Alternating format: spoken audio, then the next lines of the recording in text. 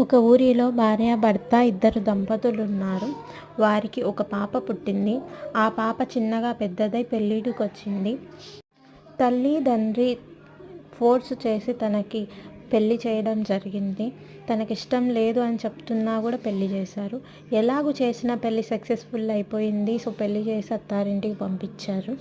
కానీ చేసుకున్నప్పటి నుంచి అమ్మాయి సంతోషంగా లేదు. ఎందుకంటే తన భర్త ఏ పని చేయట్లేదు, ఖాళీగా ఇంట్లో ఉన్నాడు. సో దానివల్ల తను చాలా బాధపడుతూ ఉంది. అలాగే తనకిద్దరు పిల్లలు కూడా ఉన్నారు. సో పిల్లల్ని ఎలా పోషించాలి, నా కుటుంబాన్ని ఎలా గడిపించాలి అర్థం కాక తను చాలా బాధపడుతూ ఉండేది.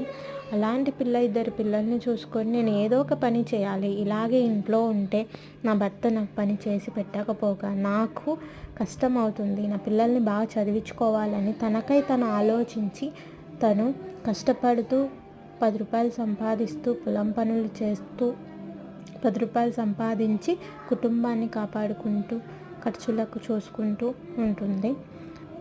కానీ ప్రతి ఆడపిల్ల తన పెళ్లి చేసుకున్నప్పటి నుంచి సంతోషంగా ఉండాలి, భర్తతో హ్యాపీగా ఉండాలి, పిల్లలతో చాలా సంతోషంగా ఉండాలి, ఆర్థిక ఇబ్బందులు ఉండకూడదని ప్రతి అమ్మాయి కోరుకుంటుంది.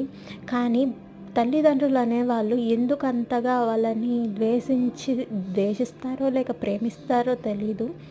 తొందరగా వాళ్ళ బాధ్యత దింపుకొని పంపిస్తారు. కానీ వచ్చిన వ్యక్తి మంచివాడా చెడ్డవాడా చూసుకుంటాడా లేదా చూసుకోరా.